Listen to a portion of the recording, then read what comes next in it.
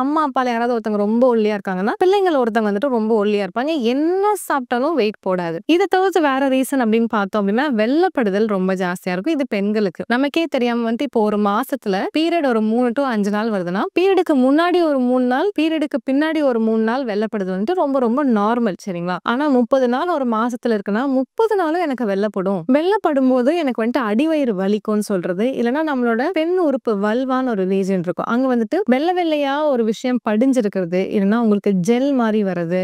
தயிர் மாரி அங்க படிஞ்சிருக்கிறது. இல்ல ஸ்மெல் வருது. இந்த மாரி விஷயங்கள் பேர் தான் லுகேரியான்னு சொல்லுவாங்க. விச் இஸ் வெள்ளப்படுதல். இது உங்களுக்கு உடல் சூடு ஜாஸ்தியா இருக்கறனால, ஏன்னா உங்களுக்கு ஓவரா டைஜெஷன் ஸ்பீட் மெட்டபாலிசம் இருக்கறனால ஒரு சிலவங்களுக்கு வந்துட்டு வாதம், பித்தம், கபம் இந்த 3 உடல் வாகுகள்ல வந்துட்டு பித்த வேகிகளுக்கு இந்த மாரி தான் இருக்கும். அதாவது வெள்ளப்படுதல் கொஞ்சம் ஜாஸ்தியா இருக்கிற மாரி இருக்கும். சோ இந்த பாடி ஹீட்னால உங்களுக்கு வெயிட் லாஸ் அப்படியே ஆகலாம். இல்ல வெயிட் ஏறவே ஏறாது. நான் சொல்லியிருக்கேன்ல வெள்ளப்படுவங்க வந்துட்டு இந்த ஓட்டப்பானையில தண்ணி ஊத்துற மாரி நீங்க என்ன சாப்பிட்டாலும் உங்களுக்கு வெயிட் ஏறாது அப்படிங்கிற மாரி.